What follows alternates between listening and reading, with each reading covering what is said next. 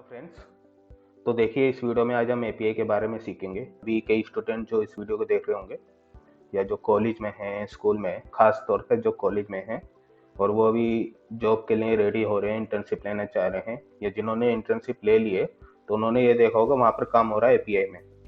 But ऐसे भी student होंगे जिन्होंने कोई फ्रेमवर्क पढ़ा हो। फॉर एग्जाम्पल के लिए आपने जेंगो, लारावेल या फिर स्प्रिंग ये सब पढ़े होंगे फ्रेमवर्क, बैक एंड फ्रेमवर्क हैं। और फ्रंट एंड में आपने नॉर्मल HTML CSS जावास्क्रिप्ट का यूज करके एक वेबसाइट बनाई होगी, कोई प्रोजेक्ट बनाया होगा, स्कूल मैनेजमेंट, लाइब्रेरी मैनेजमेंट, इस तरह के काफ़ी सारे प्रोजेक्ट हैं। तो देखिए, अगर आप इस चैनल पे आए तो मैं जेंगो आपको वहाँ सिखाऊंगा, रिएक्ट सिखाऊंगा।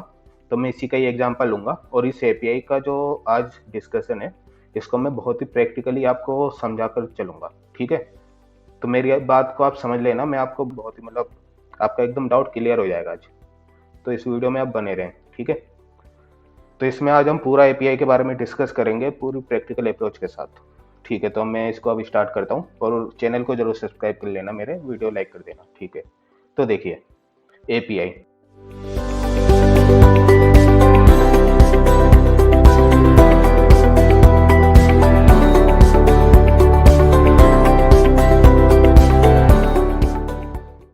पीपीटी मैंने कुछ ज़्यादा डिजाइन नहीं किया है इसमें, मैंने बस आपको समझाने का मेन मोटिव है। तो देखिए, एपीआई क्या होती है? एप्लीकेशन प्रोग्रामिंग इंटरफेस, जो कि एक कनेक्शन बिटवीन कंप्यूटर्स या फिर कंप्यूटर के प्रोग्राम्स। यानी जैसे आपने कोई प्रोग्रामिंग लैंग्वेज सीखी है, लाइक पाइथन आपने सीखी है, आपने सी लैंग्वेज ही भले ही सीखी है, ठीक है। तो अभी मैं आपसे एक क्वेश्चन पूछता हूँ कि मुझे एक कैलकुलेटर प्रोग्राम बनाना है। तो कैलकुलेटर प्रोग्राम में बेसिक जो एक्टिविटी होती है वो 4 तरह की होती हैं। या तो हम 2 नंबर का ऐड करेंगे, 2 या ज़्यादा नंबर का, या सब्ट्रैक्ट, या डिवीजन, या मल्टीप्लिकेशन। तो अब मैं आपसे कह रहा हूँ, ये जो चारों एक्टिविटी हैं, चारों ऑपरेशन हैं, ऐड, सब्ट्रैक्ट, मल्टीप्लिकेशन और डिवीजन, इसमें से जो ऐड और सब्ट्रैक्ट की फंक्शनैलिटी है ये सी लैंग्वेज में होगी, और मल्टीप्लिकेशन और डिवीजन की जो फंक्शनैलिटी है C++ में होगी, ये जावा में होगी। तो अभी आप सोचेंगे यार ये कैसे पॉसिबल, मैंने तो स्विच केस की मदद से बनाया प्रोग्राम सी लैंग्वेज में, अब 2 ऑपरेशन की फंक्शनैलिटी मैं सी में करूंगा, 2 की जावा में, कैसे पॉसिबल है? ठीक है, आपके माइंड में क्वेश्चन आएगा। या मैं आपसे कहूँ कि मुझे 2 प्रोग्रामिंग लैंग्वेज के बीच में कम्युनिकेट करवाना है, या मुझे माइक्रोसॉफ्ट पावर पॉइंट और माइक्रोसॉफ्ट वर्ड के बीच में कम्युनिकेट कराना है, कि मैं इससे कहूँ कि मैं यहाँ पर जो ये टेक्स्ट लिख रहा हूँ, ठीक है, तो ये मुझे वर्ड के डॉक्यूमेंट में भी दिख जाए, तो ये कैसे पॉसिबल है? तो इस तरह के जब भी हम 2 प्रोग्राम के बीच में, 2 प्रोग्रामिंग लैंग्वेज के बीच में कम्युनिकेट करवाते हैं, या 2 ही नहीं, 2 से ज़्यादा प्रोग्राम के बीच में कम्युनिकेट करवाते हैं, तो यहाँ पर जरूरत पड़ेगी हमें एपीआई की। और एपीआई की इसलिए जो ये फुल फॉर्म है वो यही है, एप्लीकेशन प्रोग्रामिंग इंटरफेस। ठीक है, तो क्या कह रही है? API is a connection between computers और बिटवीन कंप्यूटर प्रोग्राम। अब हम बात करें अगर कंप्यूटर प्रोग्रामिंग लैंग्वेज की, तो उसमें हम कंप्यूटर प्रोग्राम से बनाते हैं। तो ये क्या करती है? कनेक्शन स्टेब्लिश करती है, या फिर हम कम्युनिकेट करवाती है 2 प्रोग्राम के बीच में। और ये केवल 2 ही नहीं होते, 2 या 2 से ज़्यादा भी हो सकते हैं। ठीक है, तो एपीआई आपको समझ में आया कि एपीआई का एक सिंपल सा मतलब है कि 2 प्रोग्राम्स के बीच में आपस में कम्युनिकेट करवाना। ठीक है, अब वो कम्युनिकेट कैसे होगा, मैं उसको आपको बिल्कुल एक प्रैक्टिकल अप्रोच के साथ पूरा डिस्कशन करते हुए चलूंगा। ठीक है, तो थोड़ा हम ये इमेजेस भी देख लेते हैं क्या कहती है।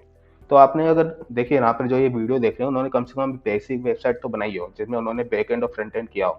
जैसे यहाँ पे मैं जेंगो की बात करूंगा, जेंगो रिएक्ट की।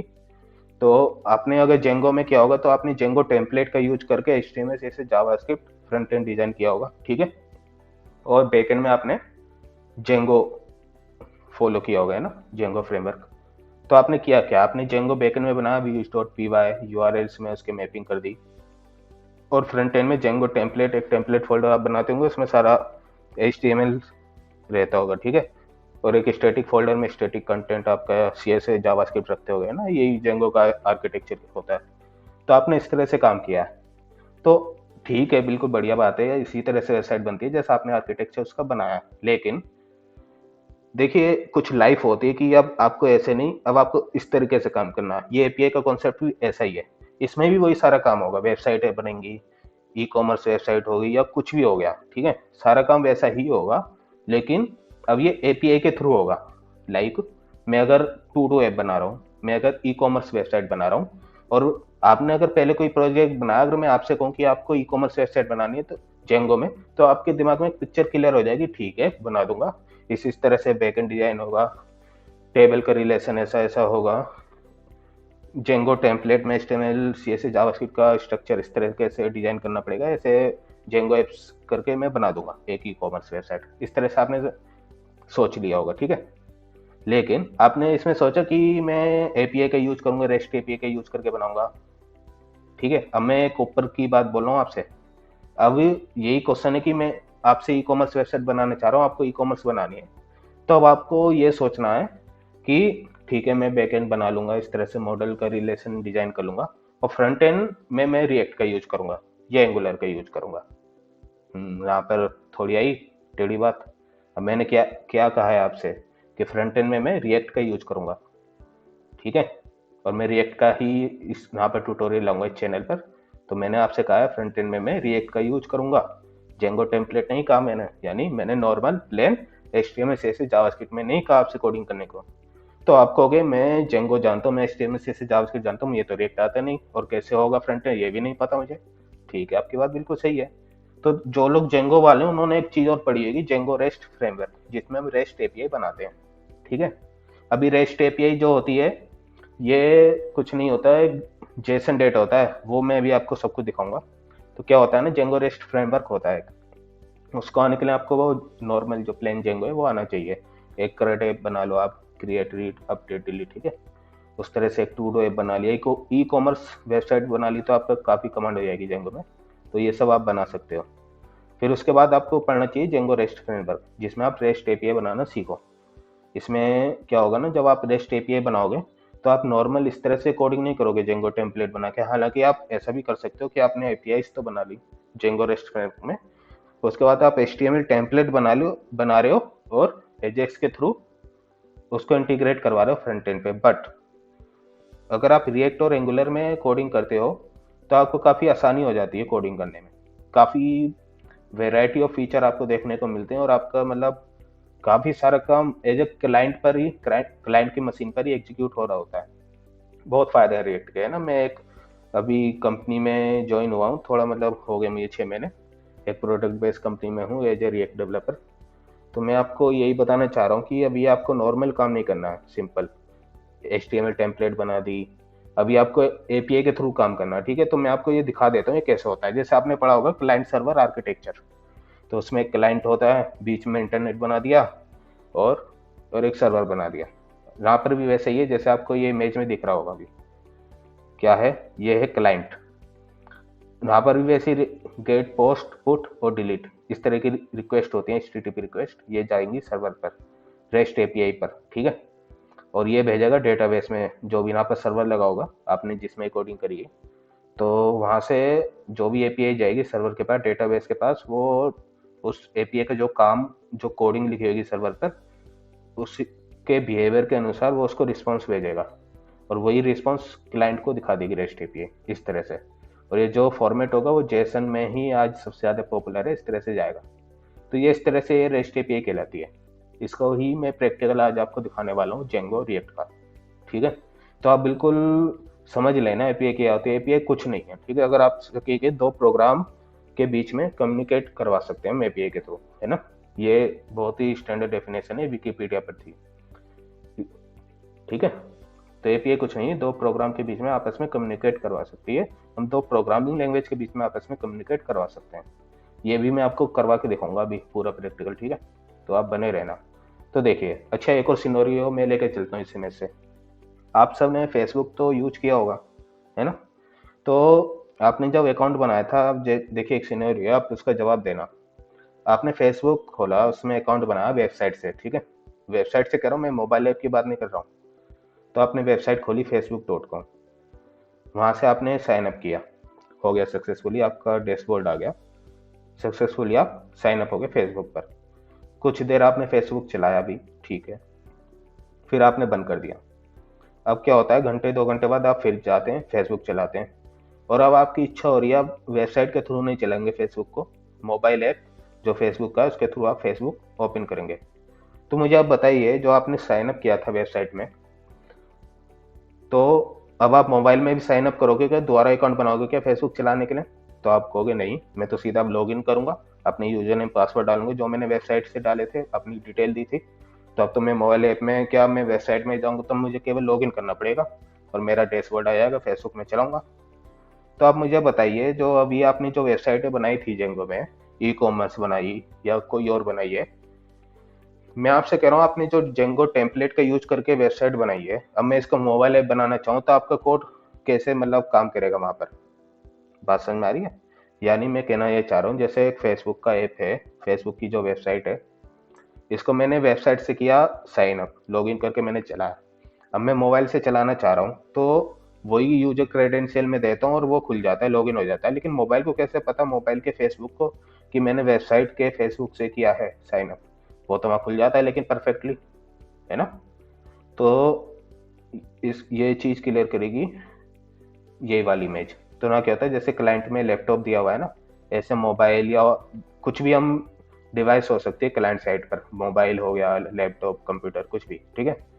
ये एक रेस्ट एपीआई ऐसा समझ लीजिए आप, एक कॉमन कोड होता है जो कि हम मोबाइल वाला यूज करें या फिर कोई वेबसाइट बना रहा है वो यूज करे, है ना? जो मोबाइल ऐप बना रहा है वो यूज करे या कोई वेबसाइट बना रहा है वो यूज करे, उसके लिए दोनों के लिए सेम ही है। पर डेवलपर को जो चाहिए, जो वेबसाइट बना रहा है रिएक्ट में या जो मोबाइल बना रहा है जावा में मोबाइल एप्लीकेशन, तो उसको वो एपीआई का यूज करना आता हो फ्रंट एंड पर, ठीक है, जिससे वो मोबाइल ऐप में दिखा सके। जैसा प्रोसेस वेबसाइट के लिए हुआ है, जो रिएक्ट में इंटीग्रेट किया हुआ है फ्रंट एंड पर, वैसा ही मोबाइल में वो करेगा और रिक्वेस्ट भेजेगा रेस्ट एपीआई को। और रेस्ट एपीआई उस रिक्वेस्ट के आधार पर जो कोडिंग लिखी होगी लॉगिन करने की, तो वो डेटाबेस पे जाएगी और डेटाबेस उसको लॉगिन करने के लिए अप्रूव कर देगा। जो भी सिक्योरिटी के जो क्रेडेंशियल होंगे, रूल्स, उनके हिसाब से वो लॉगिन करके रिस्पॉन्स भेज देगा। और ये कैसा होगा ये हम देखेंगे पूरा पूरा, है ना, रेस्ट एपीआई के थ्रू कैसे लॉगिन करते हैं, किस तरह डेटा स्टोर करते हैं, ये सारा हम देखेंगे और अभी मैं आपको दिखाऊंगा अभी। तो मैं वही कहना चाह रहा हूँ कि अगर आप वेबसाइट से फेसबुक लॉगिन करते हैं, मोबाइल से करते हैं, दोनों से हो जाता है। ऐसा नहीं आप करेंगे कि आप वेबसाइट से अगर आप साइन अप कर रहे हैं तो फोन से फिर से साइन अप करना पड़ेगा, आपको नया अकाउंट बनाना पड़ेगा। वो एक ही डेटाबेस रहता है, फोन हो या लैपटॉप हो। देखिए, तीन तरह की वेबसाइट वो होती हैं, वेब एप्लीकेशन, वेब एप्लीकेशन कह रहा हूँ मैं, नॉर्मल एप्लीकेशन की बात कर रहा हूँ, जैसे डेस्कटॉप एप्लीकेशन, वेब एप्लीकेशन जिनको वेबसाइट कहते हैं। और तीसरी होती है मोबाइल एप्लीकेशन। मोबाइल एप्लीकेशन में भी दो आ जाती हैं, एंड्रॉयड और आईओएस, ठीक है। तो अब आप मुझे बताइए, आप एक वेबसाइट बना रहे हैं कि या वही आप चाह रहे हैं कि मोबाइल से भी लोग उसको एक्सेस करें और वेबसाइट से भी? तो आप कहते हो कि मैं जेंगो टेम्पलेट का यूज करके फ्रंट एंड बनाऊंगा, तो फिर आप मोबाइल के लिए तो वो सूटेबल नहीं रहेगा ना कोड जो आपने बैकएंड में किया होगा नॉर्मली। वहाँ पर एचटीएमएल टेम्पलेट नहीं चलेंगी जो आपने जेंगो टेम्पलेट बनाई है, वहाँ पर एच टी आपको बनानी पड़ेंगी। फिर भले ही आप एचटीएमएल टेम्पलेट में कोडिंग करो उसके लिए उसी हिसाब से, या फिर रिएक्ट या एंगुलर का यूज करो, वो दोनों चलेगा, है ना, वो कर सकते हैं। ये अगर आपको बात समझ में नहीं आ रही हो तो अभी आप क्लियर हो जाएगी, ठीक है। तो मैं अभी आपको प्रैक्टिकल कराऊंगा तो आपको क्लियर होता रहेगा। फिलहाल आप ये समझिए कि जो एपीआई होती है वो दो प्रोग्राम के बीच में कम्युनिकेट करवाती है, और जो एपीआई प्रॉब्लम को सॉल्व करती है वो ये करती है कि अगर हम चाहे लैपटॉप से लॉगिन करें चाहे फ़ोन से लॉगिन करें, डेटा बेस दोनों का सेम होता है, ठीक है, जो पड़ा होता है इंटरनेट पर सेंट्रल पर। तो डेटाबेस दोनों का सेम होता है, ऐसा नहीं होता फ़ोन के लिए हमें अलग साइन अप करना होगा या लैपटॉप के लिए हमें अलग साइन अप करना होगा। वेबसाइट जो है फेसबुक की वो अलग सर्वर पर है, फ़ोन की जो ऐप है वो अलग सर्वर पर है, सर्वर या डेटाबेस पर है। तो अलग अलग डेटा है ऐसा कुछ नहीं है, वो एक ही होता है डेटा।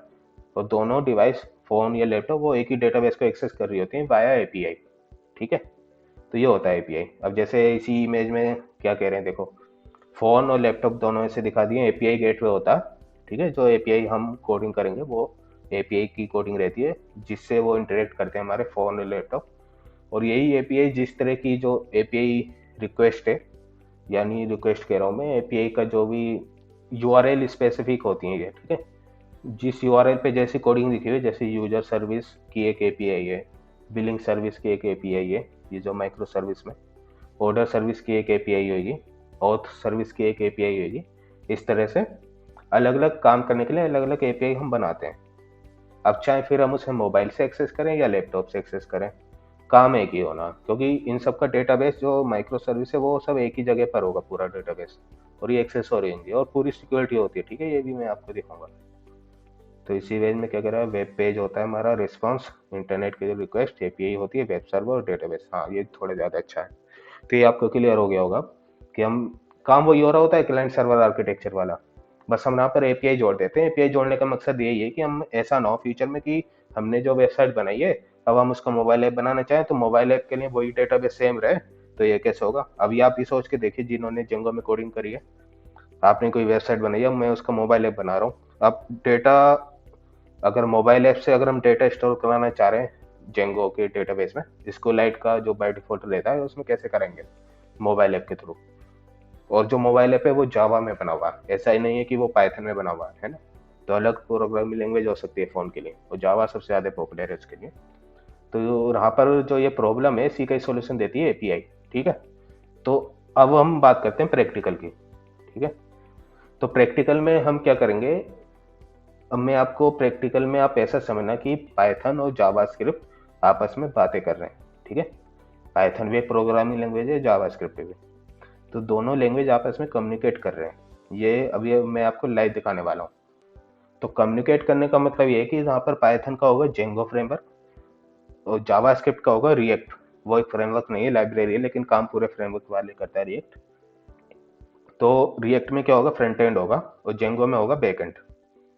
तो अब आप समझ गए होगे, मैंने जेंगो टेम्पलेट का यूज नहीं किया हुआ है ना, जो नॉर्मल एचटीएमएल से जावास्क्रिप्ट में हम कोडिंग करते हैं वैसे नहीं है। फ्रंट एंड कुछ है ही नहीं बैक एंड में, फ्रंट एंड अलग है, बैक एंड अलग है। फ्रंट एंड रिएक्ट जेएस में, बैक एंड जेंगो फ्रेमवर्क में। अभी जिनके दूसरे टेक्नोलॉजी स्टेक हैं जहाँ फ्रंट एंड में वो एंगुलर व्यू लगा सकते हैं रिएक्ट की जगह, और बैक एंड में वो स्प्रिंग, लारावेल, ये सब लगा सकते हैं। तो यहाँ पर मैं जेंगो बैक एंड को ले रहा हूँ, पाइथन का फ्रेमवर्क है, और फ्रंट एंड रिएक्ट को ले रहा हूँ। तो अब हम इसका प्रैक्टिकल देख लेते हैं। तो देखिए अब मैं आपको प्रैक्टिकली दिखाना चाह रहा हूँ, ठीक है।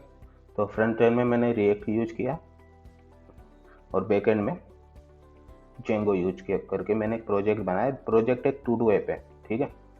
और देखिए मैंने रिएक्ट का एक सर्वर चलाया, जो वो भी एक फ्रेमवर्क है, तो उसमें भी हमें सर्वर चलाना होता है, और ये जेंगो का, ठीक है, जेंगो का भी चला हुआ है वही डिफ़ॉल्ट पोर्ट पर 127/8000 है ना। ये जो जेंगो जानते हैं वो उन्हें पता है, और जो रिएक्ट जानते हैं वो उन्हें ये पता होगा। कहाँ गया रिएक्ट, ये रहा। तो इसका जो चलता है वो 3000 पोर्ट पर चलता है बाय डिफ़ॉल्ट, है ना, वो जानते होंगे इस चीज़ को। तो यहाँ पर केवल फ्रंट एंड बना हुआ है और बैक एंड बना हुआ है जेंगो में। तो देखिए यहाँ पर कोई टेम्पलेट जो ये है, ये सिंपल ही कुछ नहीं है, ऐसे ही है, टेस्ट पर बस बना रखा है, जबकि टेम्पलेट वगैरह कुछ नहीं है जेंगो में। वो मैंने फ्रंट एंड पे बना हुआ है। तो मैंने जब इसको चलाता हूँ, क्योंकि फ्रंट एंड हमें देखना है, तो मैंने रिएक्ट का चलाया 3000 पोर्ट पर, और मैं अगर जेंगो का चलाता हूँ 8000 पर, तो ये इस तरह से आता है। स्लैश एडमिन तो आप जानते हो, जो जेंगो डेवलपर है, जूम कर देता हूँ कि वो तो एडमिन पैनल होता है। और ये एपीआई पर जाता हूँ मैं, तो यहाँ पर मैं एपीआई बनाई है। जब आप जेंगो रेस्ट फ्रेमवर्क सीखोगे तो आपको ये यूआई जो यूजर इंटरफेस है जेंगो का, जेंगो रेस्ट फ्रेमवर्क का, इससे आप फेमिलियर हो जाओगे कि ये क्या है ना। तो जिन्होंने जेंगो रेस्ट फ्रेमवर्क थोड़ा बहुत काम किया होगा वो इस चीज़ से जानते होंगे ये क्या है। जो फ्रंट एंड है ये बाय डिफॉल्ट आता है जेंगो में, जेंगो रेस्ट फ्रेमवर्क में जब हम काम करते हैं। तो ये मैं ट्यूटोरियल लेके आऊँगा पूरा कैसे बनाते हैं क्या है। तो ये टू डू ऐप है, ठीक है। तो इसमें हम क्या करते हैं, पहले देख लेते हैं कितने यूजर हैं बैकएंड में। तो आप ध्यान से देखना, अब मैं एक्चुअल में आपको दिखा रहा हूँ कैसे दो प्रोग्राम आपस में कम्युनिकेट करते हैं, ठीक है, वो चीज़ मैं दिखा रहा हूँ।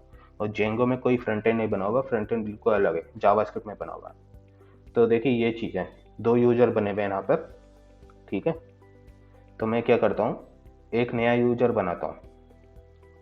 तो देखिए अगर मैं यहाँ से साइन अप करके नया यूजर बना रहा हूँ, तो इसका मतलब ये है कि जावास्क्रिप्ट से मैं जो ये रिएक्ट में फ्रंट एंड बना हुआ है, बैक एंड जेंगो में जाएगा, एक स्क्रिप्ट को चलाएगा। ये लिंक के थ्रू होता है सारा काम, जो ऊपर लिंक होते हैं। जो भी एपीआई कॉल होगी साइन अप बटन पर, वो बैकएंड पर जाएगी और वहां से उसका पर्टिकुलर कोड एग्जीक्यूट होगा और साइन अप हो जाएगा। इस तरह से काम होता है, बिल्कुल वैसे ही है जैसा हम नॉर्मल करते हैं काम, बस वहाँ पर एपीआई कॉल होती है। तो मैं एक अकाउंट बना रहा हूँ अपना। तो मैं रखता हूँ यहाँ पर यूजर नेम क्या लिखूँ, ये हो गया, ऐसी डमी डाल दिया मैंने, ये ईमेल डाल दिया, ये पासवर्ड डाल दिया,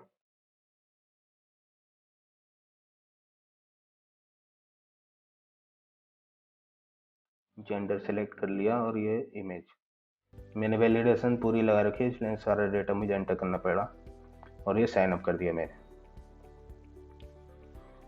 जब मैंने ना साइन अप किया, ये साइन अप हो गया सक्सेसफुली साइन अप। क्या लिख रहा है, please check your email, we sent mail to verify your email and after successfully verified then login. ठीक है, आपको समझ में आया? यानी मैंने इसमें एक ऐसी कोडिंग कर रखी है कि जो साइन अप किया है यूजर, तो सबसे पहले वो अपना ईमेल वेरीफाई करें, और ये बिल्कुल बैकएंड में कोडिंग करी है मैंने। ठीक है, ये कैसे होती है जेंगो में, ये मैं आपको फिर सिखाऊंगा बाद में।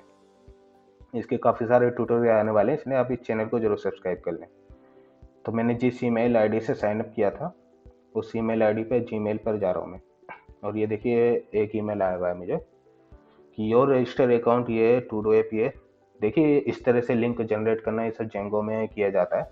तो ये चीज़ें मैं आपको सिखाऊंगा किस तरह ईमेल भेजेंगे, क्या होगा। अब मैं देखिए इस पर लिंक क्लिक करता हूँ तो क्या होता है। ठीक है, मैं इस पर क्लिक कर दिया, क्या your account successfully verified please login.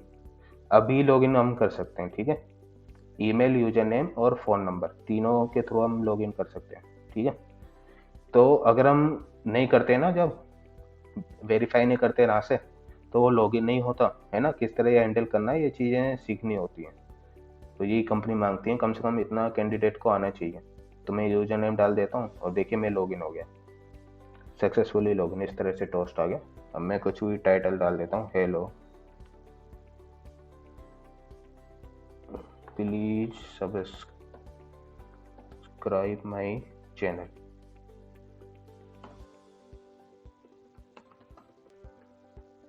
अब मैं इसको करता हूँ सबमिट, तो देखिए टू डू आ गया।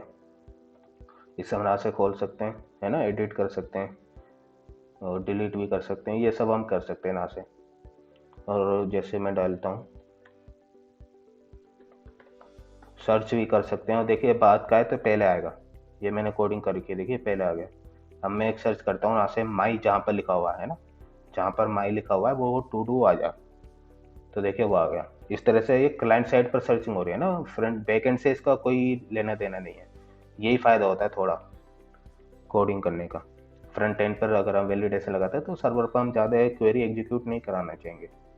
जैसे मैंने और भी तरह की फंक्शनलिटी करी, चेंज पासवर्ड है, यहाँ से जो करंट पासवर्ड है वो डालेंगे, उसके बाद वो चेंज हो जाएगा इस तरह से। और अपनी प्रोफाइल देख सकते हैं, जो मैंने इमेज लगाई थी ऐसी लगा दी थी डमी, तो वो इमेज ना दिखेगी। और ये अपनी सारी इंफॉर्मेशन इस तरह से चेंज कर सकते हैं, अपडेट कर सकते हैं इंफॉर्मेशन को।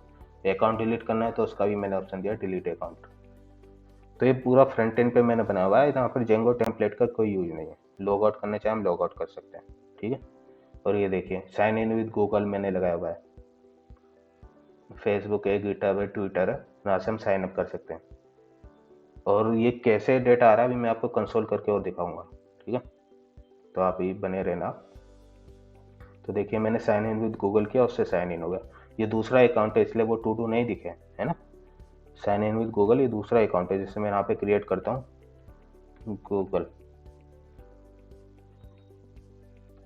गूगल साइन इन हेलो, कुछ भी लिख दिया, अभी सबमिट किया। तो ये जिसने गूगल पे साइन इन किया होगा, है ना, तो उसको उसके टू टू दिखेंगे। किसी और व्यक्ति ने अपने अकाउंट से साइन इन किया होगा, उसको उसके टू टू दिखेंगे, और यही होना चाहिए। और यहाँ से कर दिया मैंने लॉग आउट। अब मैं अपना यहाँ से करता हूँ नॉर्मल ईमेल पासवर्ड वाला, तो ये हो गया। इसको उसके टू टू दिखे हैं ना, उसमें वो नहीं दिखा है गूगल वाला टू टू। ठीक है, तो इस तरह से बनाने होते हैं। और यहाँ पर मैंने JWT इम्प्लीमेंट किया हुआ। तो अभी मैं आपको दिखाता हूँ ये कैसे जा रहे हैं। अब देखिए मैं आपको दिखाता हूँ कुछ कोडिंग में। टू डू क्रिएट जो हो रहा है ये कहाँ से हो रहा है, ये चीज़ मैं आपको दिखा रहा हूँ। फिर मैं आपको इसको प्रिंट करवा के दिखाऊंगा कैसे जा रहा है डेटा। तो आप रिएक्ट में जो काम करते हैं वो जानते होंगे, यहाँ पे हम कंपोनेंट में पूरी वेबसाइट तोड़ी जाती है, मतलब बनाई जाती है, कुछ भी कह दें। तो यहाँ पर जो है लॉग इन पर यूजर प्रोफाइल, ये होम में ही होगा। हाँ, ये रहा फॉर्म। तो वहाँ से मैं टू डू भेजा हूँ, ये टाइटल डिस्क्रिप्शन और सबमिट होते ही हम चला रहे हैं हैंडल फॉर्म सबमिट फंक्शन को, और ये रहा, ये यहाँ से डेटा जा रहा है फेच एपीआई जो होती है जावास्क्रिप्ट में, पोस्ट रिक्वेस्ट कर रहा हूँ, ये जा रहा है टोकन JWT, और इसको मैं लोकल स्टोरेज में स्टोर करा रहा हूँ, और वहाँ से बॉडी में जो भी डेटा होगा, यूजर नाम का ऑब्जेक्ट बना है उसमें क्या है ये सब डेटा जा रहा है, टाइटल जा रहा है, टू डू का डिस्क्रिप्शन जा रहा है, और किस डेट को क्रिएट हुआ है ना, तो वो सब मैं भेज रहा हूँ। तो ये सब जा रहा है बैकएंड पर। तो ये किस URL पे जा रहा है ये और देख लेते हैं हम। तो देखिए API/to-do पर जाएगा ये। बेस URL क्या है? बेस URL है हमारे लोकल होस्ट कॉलम 8000, ये देखिए, है ना, यहाँ पर ये डाल रखा है, ये जानते होंगे इन्वायरमेंट जो जेस सिक्योरिटी रीजन से अलग बनाते हैं, जो हम क्रेडेंशियल वाली चीज़ें होती हैं। तो कहाँ था मैं, तो API/to-do पे जा रहा है जो हम भेज रहे हैं। तो देखिए अब आप ध्यान से देख रहे हैं, जो मैं बताने चाह रहा हूँ वो चीज़ अब शुरू हुई है। तो जो टू डू क्रिएट हो रहा है वो API/to-do वाले URL पे जाता है। तो अब मैं जा रहा हूँ अपने जेंगो वाले कोडिंग पर, URLs में देखता हूँ API/to-do। तो ये जो API होगा ना, एक मिनट, ये क्या मैं, ये एक हो गया मेरा टू डू बैकएंड, एक होती है यहाँ पर भी URLs। तो देखिए API तो ये रहा, API स्लैश करके ऐप के URLs में गया, तो ऐप का URLs ये रहा, तो API स्लैश करके टू डू, तो ये रहा टू डू, ठीक है। तो इनने किस कोडिंग को चलाया, टू डू ऐप व्यू। तो टू डू ऐप व्यू पे मैं जाता हूँ, और टू डू ऐप व्यू कहाँ मिलेगा ये भी आप जानते हो, जेंगो वाले जो ये मिलेगा views.py में, ये रहा टू डू ऐप व्यू, है ना। तो यहाँ पर वो आ रहा है। तो देखिए यहाँ पर जो जेंगो रेस्ट फ्रेमवर्क जिन्होंने सीखा होगा वो जानते होंगे, मैंने ऑथेंटिकेशन लगाया, जो लॉगिन है, कहने का मतलब ये है जो ऑथेंटिकेटेड है, और JWT ऑथेंटिकेशन मैंने लगाया हुआ, तभी ये फंक्शनलिटी पूरी चलनी चाहिए, है ना।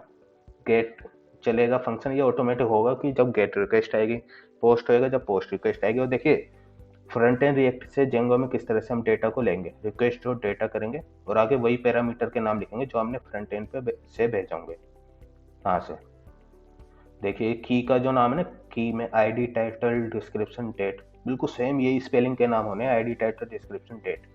और इस तरह से जावास्क्रिप्ट वेरिएबल की वैल्यू पाइथन के वेरिएबल में आ जाएगी, ये बिल्कुल मैं सही बोल रहा हूँ आपसे, है ना।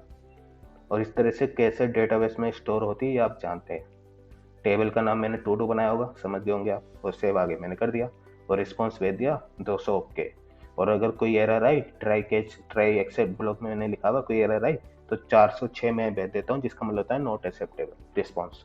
और ये रिस्पॉन्स फिर हमें रिएक्ट में दिख जाएगा, 200 दिखेगा तो फिर यानी ओके वो रिकॉर्ड स्टोर हो गया। और ये मैंने वैलिडेशन भी किया होगा, ट्राई किया ये, ठीक है। देन रिक्वेस्ट स्टेटस अगर है 200, बैकएंड से मैंने भेजा है 200 स्टेटस, और अगर 200 है तो to do is edit successfully, मैं दिखा देता हूँ जो ग्रीन कलर का टोस्ट आता है। नहीं हुआ है तो लॉग आउट हो जाए, क्योंकि अगर नहीं हुआ तो इसका क्या रीजन है, उसे लॉग आउट करो किसी भी कीमत पर फिर, है ना। तो इस तरह से मैंने कोडिंग कर रखी है। पूरी validation front end back and पे एक एक की वैल्यू सेम होनी चाहिए, की सेम होनी चाहिए, नहीं तो फिर दिक्कत आती है। तो मैं आपको बैक एंड पे कंसोल करा के दिखाता हूँ, प्रिंट होता है ना कंसोल, तो जावास्क्रिप्ट में होता है ID टाइटल, ये मैं आपको दिखा रहा हूँ कि ये कैसे पाइथन वेरिएबल में वैल्यू आ रही है जावास्क्रिप्ट से, ये वो तरीका होता है। और इस तरह से हम लिखते हैं API व्यू, ये एक क्लास होती है बिल्ट इन क्लास, और ये डिफाइन हम फंक्शन बना रहे हैं। गेट रिक्वेस्ट जब भी आएगी ऑटोमेटिक ये वाला फंक्शन चलेगा, पोस्ट रिक्वेस्ट आएगी HTTP जो रिक्वेस्ट होती है ये वाला चलेगा, पुट पे हम अपडेट करते हैं तो ऑटोमेटिक ये वाला फंक्शन चलेगा, और डिलीट में ये वाला फंक्शन चलेगा, इसमें डिलीट हो जाएगा। और कुछ नहीं लिखा, देखिए आप टू डू ऑब्जेक्ट को गेट एक ID ले ली, अगर यूजर है टू डू है तो उसको डिलीट कर दो, सिंपल कोडिंग करिए जैसे होती है। इस तरह से रेस्ट API बनाती है, ये एक्चुअल में जेंगो रेस्ट फ्रेमवर्क पे मैंने कोडिंग करी हुई है ना। तो ये देखिए मैंने प्रिंट किया है ID टाइटल डिस्क्रिप्शन डेट। अब मैं एक टू डू ऐड करता हूँ फ्रंट एंड से, और देखिए बैकएंड में किस तरह से आ रहा है पाइथन वेरिएबल में डेटा। तो यहाँ से मैंने किया हेलो वर्ल्ड टाइटल में, और डिस्क्रिप्शन में मैं कर रहा हूँ रिएक्ट ट्यूटोरियल, कैप्स लॉक तक गया मेरा, सबमिट करता हूँ। तो देखिए सबमिट हो गया।